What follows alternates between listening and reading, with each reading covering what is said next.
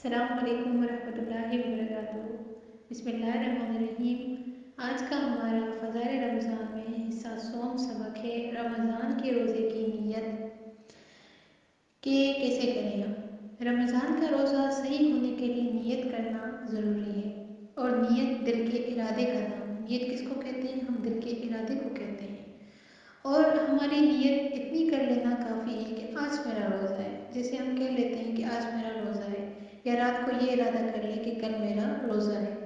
نیت کے الفاظ زبان سے ادا کرنا ضروری نہیں ہوتے، البتہ زبان سے نیت کا اظہار کرنا بہتر ہوتا ہے۔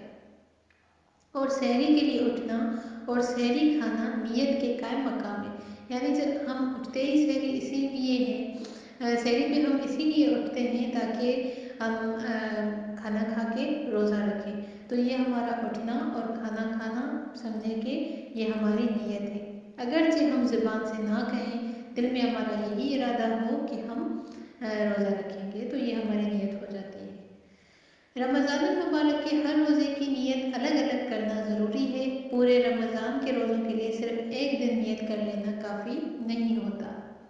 دوسرا، نیت کرنے کا وقت غروب آفتاب کے بعد اگلے دن کی دوپہر سے 1 گھنٹہ پہلے تک ہے۔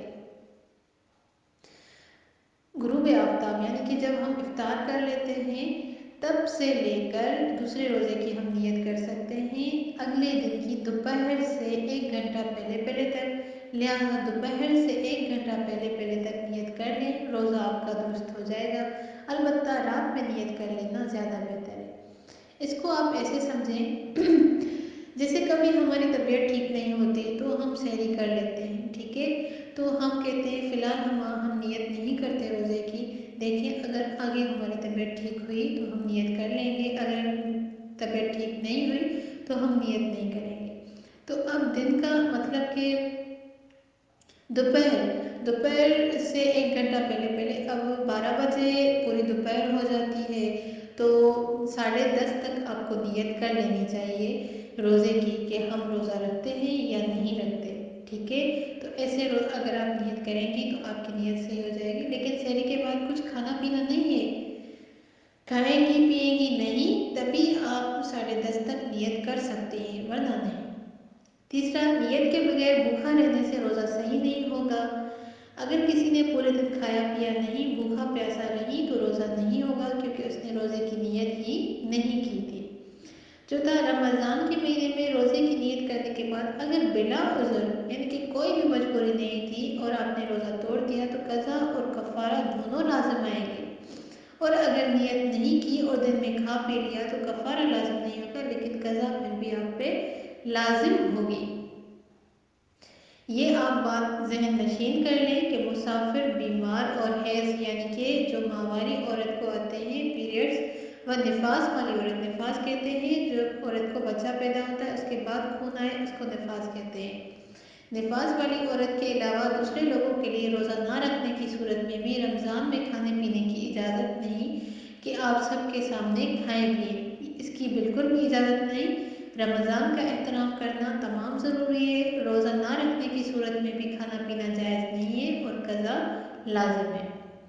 سحری کرنے کی فضیلت، سحری کھانا مسنون ہے یعنی کہ ثواب ہے، حدیث شریف میں اس کی بڑی فضیلت آئی ہے۔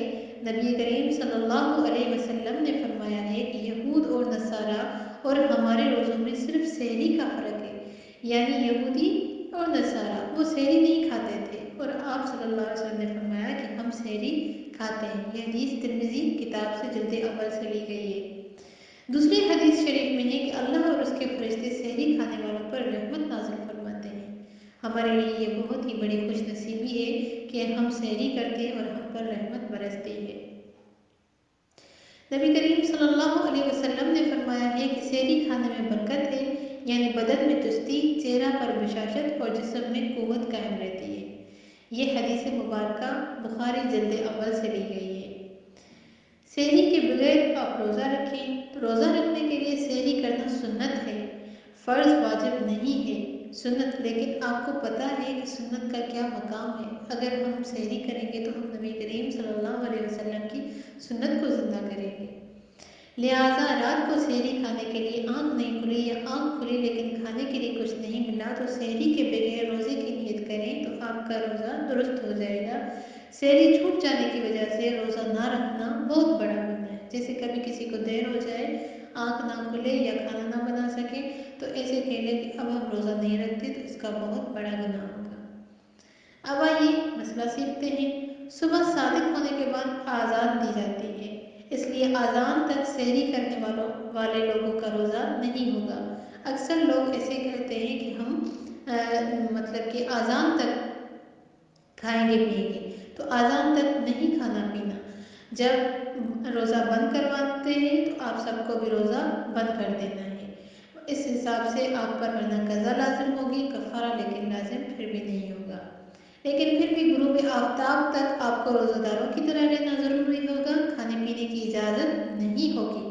اس مسئلے کو اب پھر سے سمجھ لیں کہ صبح صادق کے بعد آذان دی جاتی ہے، اس لیے آذان تک سحری کرنے والے لوگوں کا روزہ نہیں ہوگا۔ مثلاً کسی نے آذان تک کھایا پیا تو اب اس کا روزہ نہیں ہوگا، لیکن اس پر لازم ہے کہ وہ سارا دن روزے داروں کی طرح رہے، اور اس پر اس روزے کی قضا بھی لازم ہوگی لیکن کفارہ لازم نہیں ہوگا۔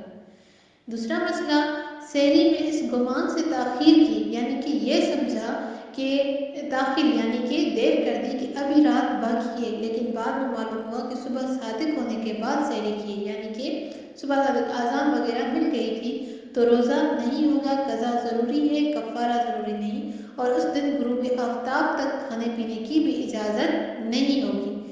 اوپر والے مسئلے اور نیچے والے مسئلے میں تھوڑا سا فرق ہے۔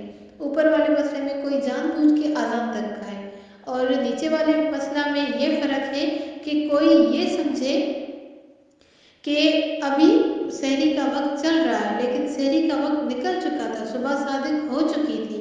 تو ان دونوں مسئلوں کو غور سے سمجھیے گا۔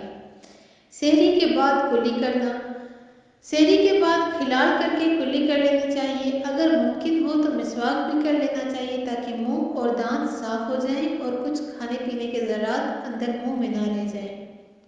افطاری، اب ہم نے روزہ بھی رکھ لیا۔ افطاری، نبی کریم صلی اللہ علیہ وسلم نے فرمایا ہے روزہ دار آدمی کے لیے دو خوشیاں ہیں، جب وہ روزہ افطار کرتا ہے اس وقت بھی اس کو خوشی ملتی ہے، اللہ کے حکم پر عمل ہوا، اور قیامت کے دن وہ جب اللہ تعالیٰ سے ملاقات کرے گا تو اللہ تعالیٰ اس کو بھی اس وقت بھی خوشی عطا کریں گے، اور یہ سب سے بڑی نعمت ہے۔ دعائیں قبول ہوتی ہیں، افطار کے وقت دعا قبول ہوتی ہے، اس لیے افطار کر کے یا افطار سے پہلے یا بالکل فارغ ہو کر دعا کرنا مستحب ہے۔ روزہ دار کو ہر افطار کے وقت ایک ایسی دعا کی اجازت ہوتی ہے جس کے قبول کرنے کا خاص وعدہ ہے، تو جو افطار کا وقت ہوتا ہے بہت ہی زیادہ قیمتی ہوتا ہے اور ہم سب کچن میں مصروف ہوتے ہیں، لہٰذا اس وقت کو گنوائیے مت، ہمیں بھی دعاؤں میں ضرور یاد رکھیے گا اور اپنی دعائیں بھی ضرور مانگیے گا۔